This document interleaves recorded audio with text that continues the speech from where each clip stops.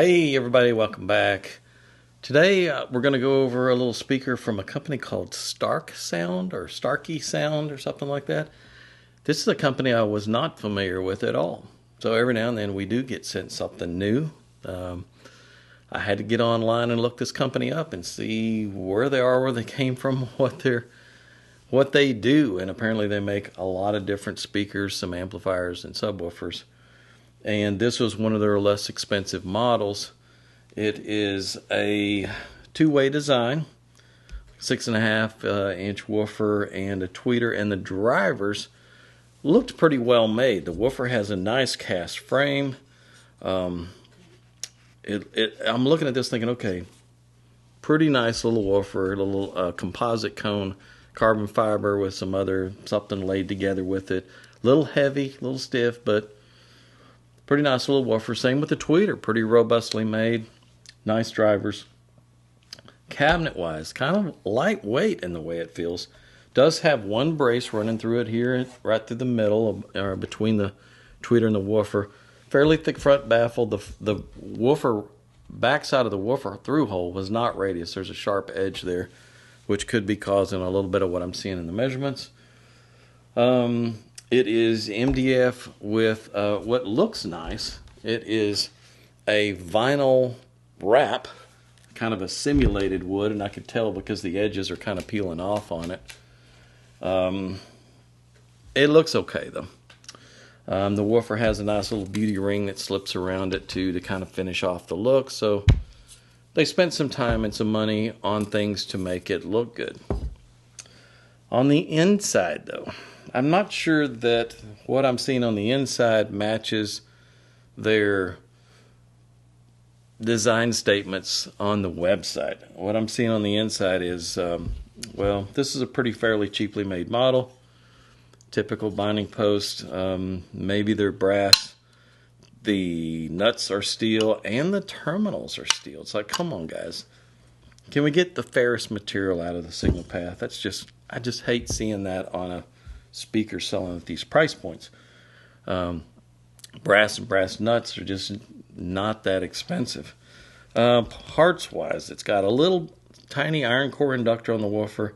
They've got some proprietary caps that they've had made that may be a polyester film and a polypropylene film, and of course sandcast resistors.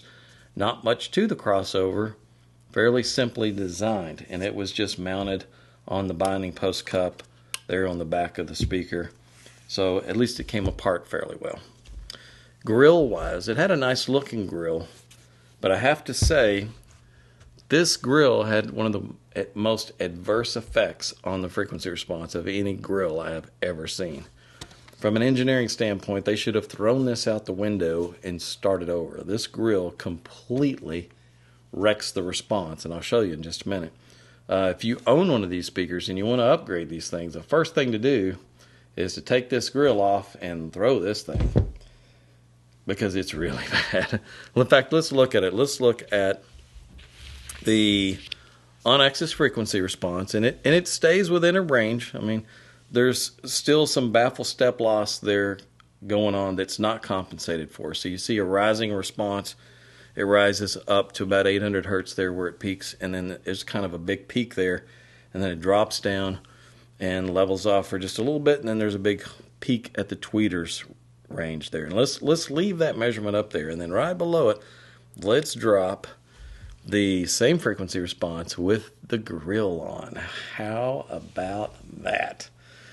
That is a disastrous response. That grill completely wrecks the response. They should have just made a solid MDF grill that looked good snapped on, so that you could, you had to take it off to play it, because playing it through this grill is a disaster.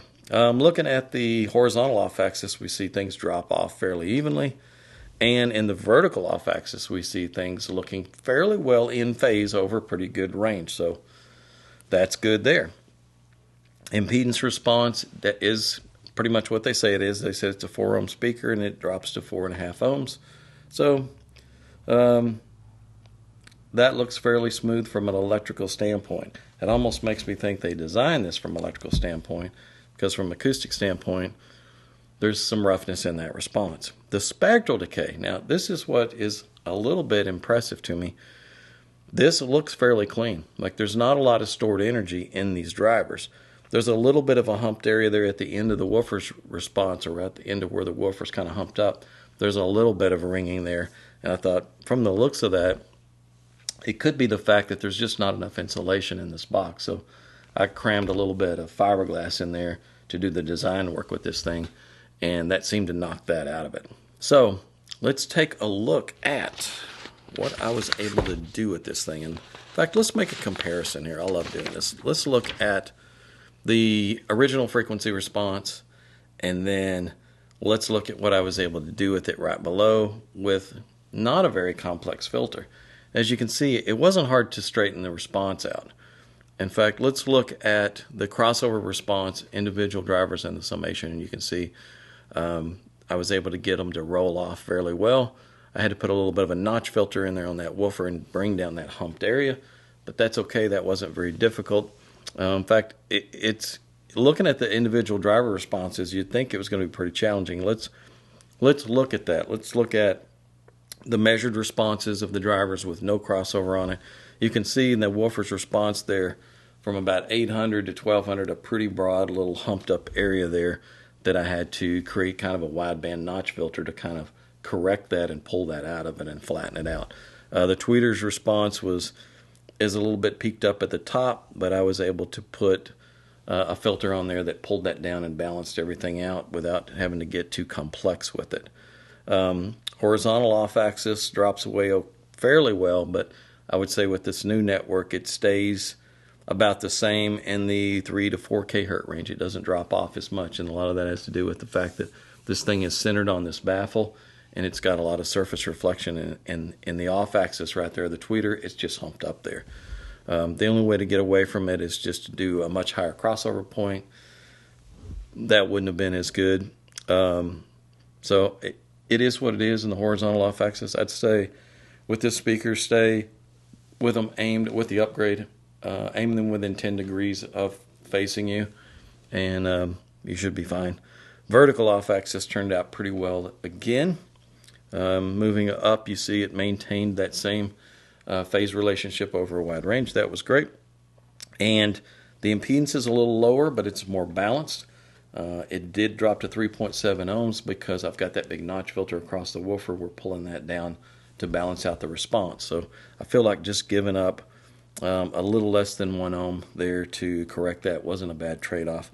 And the spectral decay, again, looking at that, it's fairly clean. You can see a few little residuals way down there at the bottom, but overall, everything drops off fairly quickly. This is one of those speakers that after the upgrade and without the grill, and of course the parts quality is going to come way up in the little kit that we're going to put together. This thing is going to be a pretty good performing little speaker. I mean, it turned out really, really well. So overall, I was kind of impressed with what I was able to do with it and balancing out the response. And of course, again, crossover quality is going to come up quite a bit. We're going to do a big air core inductor on the woofer, and much higher quality parts on all of it throughout. Probably even have a little Sonicap upgrade option there on the tweeter if you want to take it to really high levels. We'll throw in a set of tube connectors to replace all this ferrous material, and you should be able to just drill these holes out and insert the tube connectors right into this same little plastic cup. And it'll come with new wiring, high quality polyethylene jacketed wire, no more of this PVC jacketed stuff with the push-on connectors.